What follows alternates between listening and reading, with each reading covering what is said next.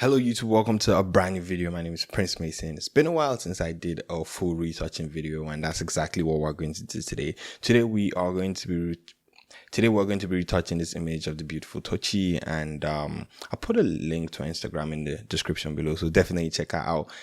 We're going to take this image step by step from start to finish. I'm going to show you how to process an image like this in Capture One. This is an image that was shot with the Sony camera, and if you know Sony cameras, you know how the previous ones were when it comes to rendering their raw files. It's a little bit pale, so it gives you a little bit more work to do in post. Some people like it, some people don't, but regardless, I'm going to show you how to work on an image like this in Capture One. So without further ado, let's get straight into it. Now, the first thing I always do in Capture One is mess around with my levels. So I'm going to come all the way here and just see how my histogram looks. So if you look at your histogram right here, you know, you have your shadows, or I'll say your blacks on your left, and you have your highlights or your whites on your right. And you can see that this image is properly exposed because we have everything, all our details are right here in the middle. So what I want to do is just pull my highlights in a little bit and pull my blacks in a little bit. And I think I noticed about Sony cameras is that they tend to get contrasty a little bit fast. And these are the previous cameras, not the newer ones. So, you know, I'm not trying to talk down on Sony, but this is what I noticed with my A7R, and that's fine. As you guys can see somewhere around the face here, if I drag this all the way down here, you can see how you can see a lot of contrast. Look at me saying you can see, but yeah, so that's about it. So another thing you should always do when you are in Capture One is check your exposure warning right here. That's one beautiful thing I love about Capture One. Right now I'm using Capture One 22, which is the latest one, so you guys should definitely check that out. And if you have that sorted out, you can see exactly or you can see the exact places in your images that are peaking. So just put that at the back of your mind. It's a very, very important tool to have. Okay, so we can reduce the highlights, so we can get those areas that are peeking out the way. You can see the chain here and right here on the nose, but that's really little, and on the earring, so that's totally fine. We don't have to really worry about any of that, right? So another thing that I always do is mess around with my luma curve, but just a little bit. This just adds a little bit of contrast to the image. So if I hold Option, I'll show you guys the before and after, just a little contrast. Now, if you are trying to work on the shadows, the highlights, and the mid-tones individually, right, the best place to go is your color balance, your three-way color balance. Now, I'm just going to record this video like it's live, so I'm not going to be doing a lot of editing. You guys are just going to get it as raw as possible, so if I make any mistakes, please pardon me. Okay, great. So now that we are in our three-way color balance, what I want to do is just pull my shadows down just a little bit, nothing too much. Then I'll drag my midtones down and maybe just give my highlights a pop, right? So I'll hold Option and show you guys what it looks like again, before, after, before, after. You guys can see that little bit of contrast that, you know, we have there. So another thing I can notice, or another thing I'm noticing about this image, is that we can see that her face is just a little bit more saturated than her body, right? And this can be due to the makeup, you know, and it happens in photo shoots. So what I want to do right now is just create a new layer, new adjustment layer, maybe just increase my saturation a little bit. Then I'll just pick a brush and just paint over this part of her body. You know, just add some saturation to that part of her body, you know, so everything doesn't just look pale. Now, you know, matches, looks a lot better now. So look at the before and look at the after, before, after. As you guys can see, I wasn't like too concerned about how it was affecting the background, because this is just like a really tiny change. You know, some people are, you're very nitpicky when it comes to all these things, but if you have a couple of images to edit, then you don't want to spend too much time, you know, working on that. So for my white balance, you know, I can leave it as short. You know, we can just mess around to see what works, but Capture One is really good with getting you like the right white balance. So it just depends on you and what works for you. So right now I can always just take my white balance up. For an image like this, I would want a little bit more warmth. So somewhere around here, I think that's a bit too much. Let's just mess around with my tint. Maybe reduce the warmth a little bit. I mean, it just depends on what works for you. So for me, this looks really good. Maybe somewhere around here. Yeah, this looks good. So let's see our before and after. So see our before. This is where we're coming from, and this is where we're at right now. You guys can see a huge change in how the color looks. So I'll show you guys again. This is the before. This is where we started, and this is the after. So that's how to just work around your image in Capture One and get your image looking really, really good in a few minutes. And from there, all you have to do is take your image into Photoshop. And that's exactly what we're going to do now. So let's edit with Photoshop. So now we are in Photoshop, and I'll be using my presets because that is what I use to edit most of my images, all of my images. So if you do not have my actions or my presets, then I would encourage you to get it because it's only going to make your work easier and make your work faster. Do you need my presets to be able to follow my workflow? No, you do not. So if you have your own actions that you've created, or you have other actions that you've gotten, then you can use them to just follow along and edit. It doesn't have to be mine. So yeah. So what I'm going to do right now is run my basic frequency separation. Now I have this out for free, so you can always go get that and, just follow exactly what I'm doing. So when it comes to frequency separation and picking the right radius for your work, there's this thing where they say, once you mess around a little bit and find that the pimples are disappearing or the blemishes on the face are disappearing, then that's like the right radius for you. So for me, basically, it's like, headshots are 14, then, medium shots are between 8 to 10. And then if you are thinking about like full pictures, depending on like the aperture that you're shooting in and how sharp the image is, we're probably looking at 4 to 6. So it just depends. So for this image, we could use a 12 and that works. So, okay, great. So 12 to 14 for headshots like this. And what I want to do is just zoom in and take out the blemishes. So when it comes to blemishes, I still use the clone stamp tool. So I'm just going to pick my clone stamp tool, make sure that I am on current. And what we're going to do is just sample and remove the blemishes. So hold, sample, and remove the blemishes. That's all we're going to do with the clone stamp tool, right? So when it comes to the texture of your subject, you have to be like very careful so you are not messing up the texture.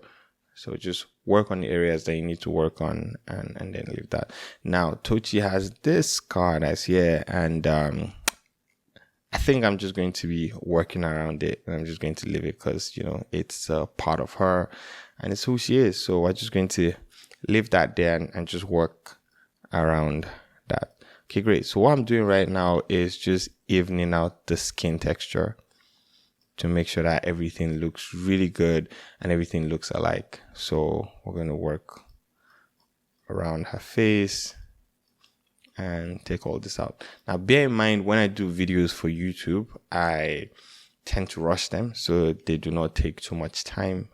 So if I was working on this in person, then I'll take my time a lot more with the image. Or if this was like a one-on-one session with somebody, then I'll definitely take my time a lot more and even out the images, But if I was to do that on YouTube, then it's probably going to take me 2 hours to get an image done, teaching and retouching. So, and that is the luxury that a lot of people don't have time. Okay, great. Now, when it comes to places like this with the tiny hairs, I advise you use a smaller brush and just even everything out. Now, I'm not saying you should take out everything, but just use a smaller brush, even out the textures, make sure that everything is looking nice and even. Come here, right here on the nose, take out a couple of those textures, not everything, but just even things out, have everything looking good.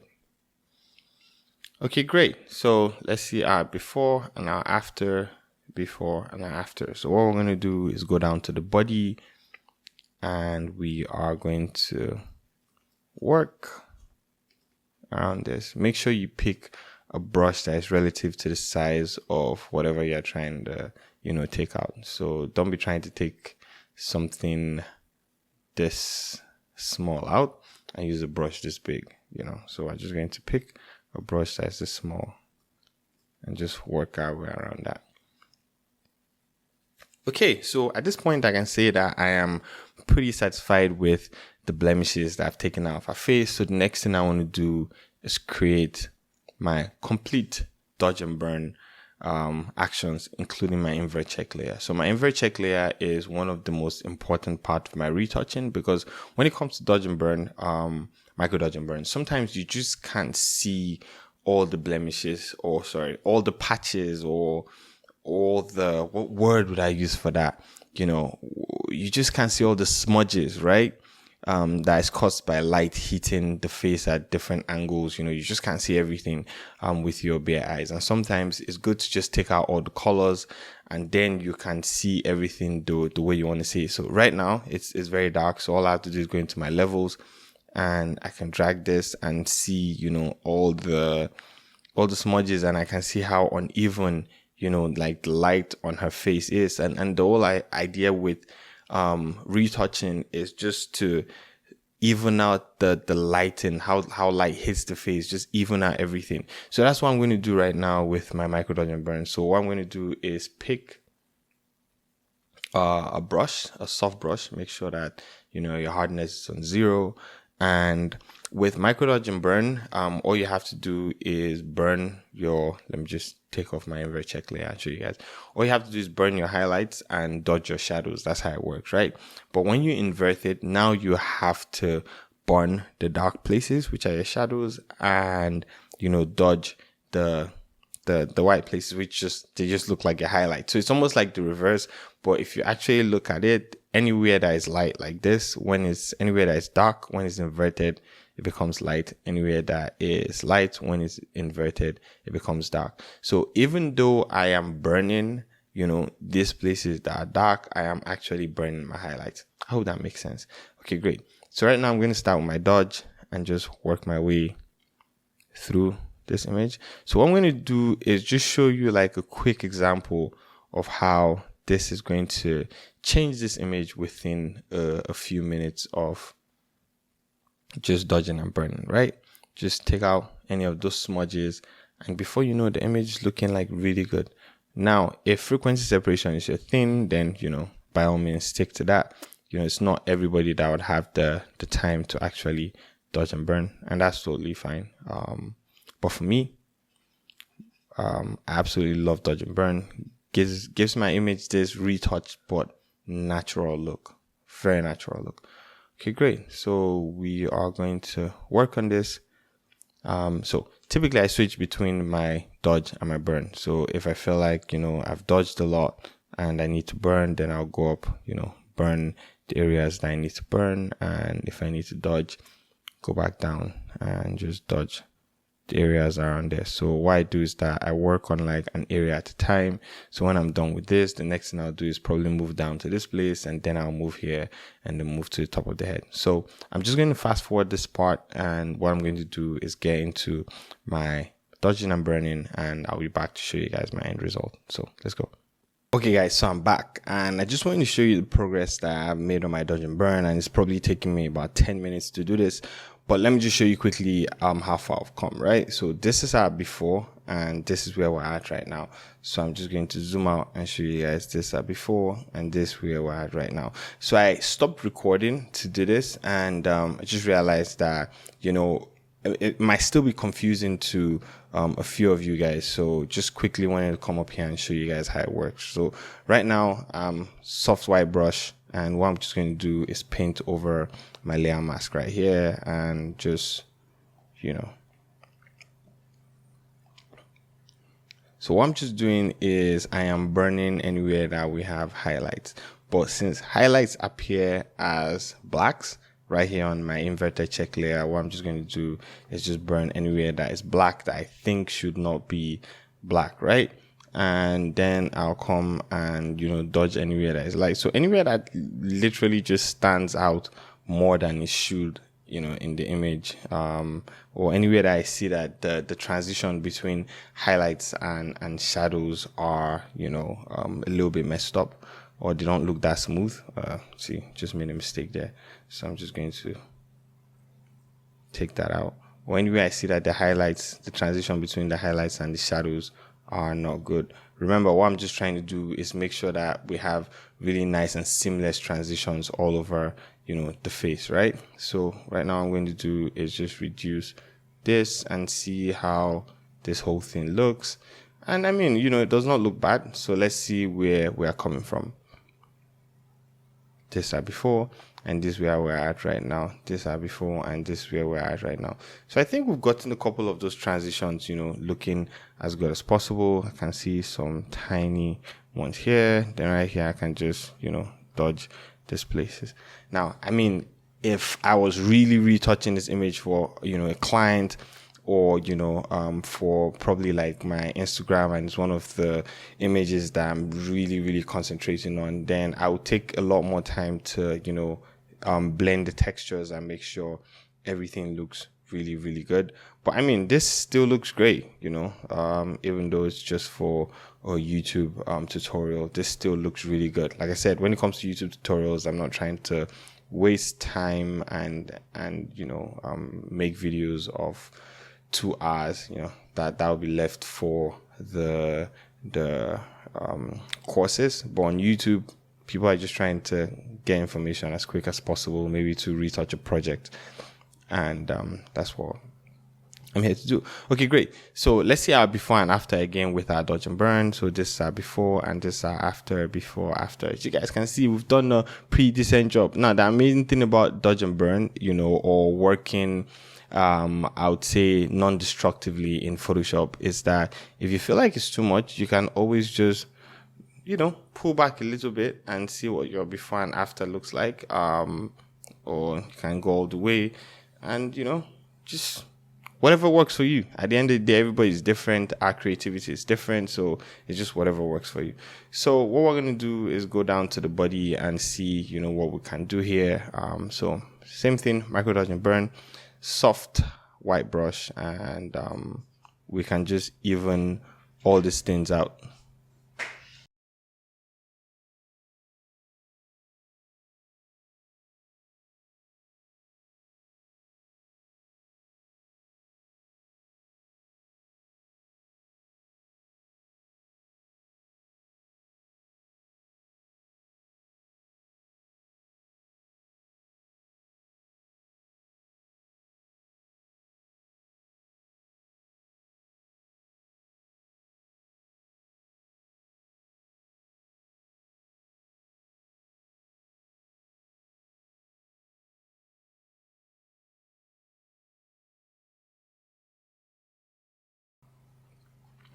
Okay, great. So as you guys can see, we've worked down here at the body too.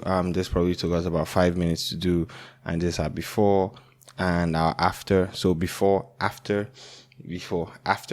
and that's just it. That is our micro dodge and burn, and we are good. Now, I mean, you can still go further with your micro dodge and burn and fix up a few things. So, like the forehead here. If you don't like how it looks, you can always just go in and, just fix up some tiny spaces around here and have it looking really good. But that's something that frequency separation can help you with, if you are just retouching portraits and you don't want to spend too much time. Like I always tell people, you don't have to stick with only micro dodge and burn. You can mix it up. That's the whole idea of having different techniques to work with, right? So great. So let's see our before and our after. Our image is looking really good. So next thing I want to do is jump into frequency separation. Now, before I do that, what I would like to do is just, now I notice I didn't work on the nose, when it comes to your image, just pay attention to everything. With the nose right here, I'll probably just dodge this just a little bit and just have it looking nice. Nothing too much, that works for me for now. Okay, great. So what I want to do is, stamp visible layer, just make my previous frequency separation. That's the basic one that I used for just removing the blemishes. What I'm just going to do is just turn that into one layer, and the next thing I want to do is probably just delete this micro dodge and burn, because I'm not going to need that again, and create another stamp visible layer. And after doing that, I am going to run my advanced frequency separation action. Remember, use the same radius that you used, and then pick my mixer brush tool. And with this, I'm not going to do too much. Once again, I'm just going to work on the skin right here, just mess around with this. So my mixer brush tool, I'm working on my low layer, and just tiny touches here and there. You guys can see I'm using a pretty big brush. Nothing out of the ordinary, just really tiny touches here and there. And I could say I'm done with that. If you feel like you still have some blemishes on the skin to fix, or maybe you still have some extra what would I call it, textures that you want to even out, then you have the opportunity to do that again. But right now, I'm not going to do that. What I'm just going to do is go straight to my global dodge and burn, pick a soft brush, make sure that my flow is on about 3%. So 3% works for me when it comes to global dodge and burn. And you guys know how global dodge and burn is. It's just dodge the highlights and burn the shadows. We're just trying to make the image stand out. This is basically highlighting and contouring in makeup, right? It just depends on you. So you can go in and work on a lot of like the tiny highlights, or you can stay out and work on the general image. It just depends on what works for you. Typically, if I'm working on a beauty shoot, like a proper beauty shoot, I'll do both. I'll go in, just dodge the tiny things, the tiniest details actually matter when it comes to retouching your image, right? And then I'm just going to burn this image just a little bit, nothing out of the ordinary. Okay, great, that looks beautiful. Then I'll get my levels again, hold option,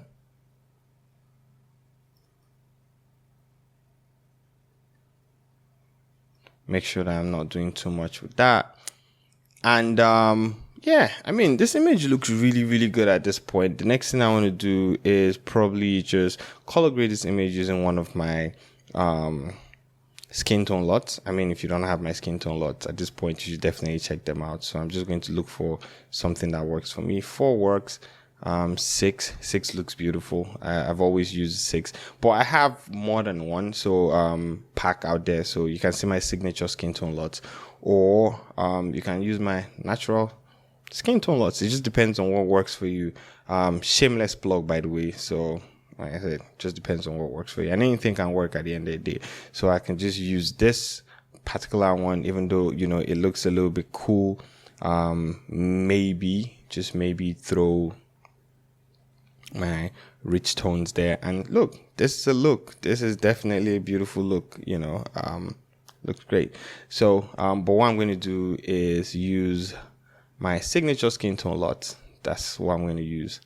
And I'm going to use 6, and maybe throw in the rich tones, probably reduce the opacity of the rich tones a lot more.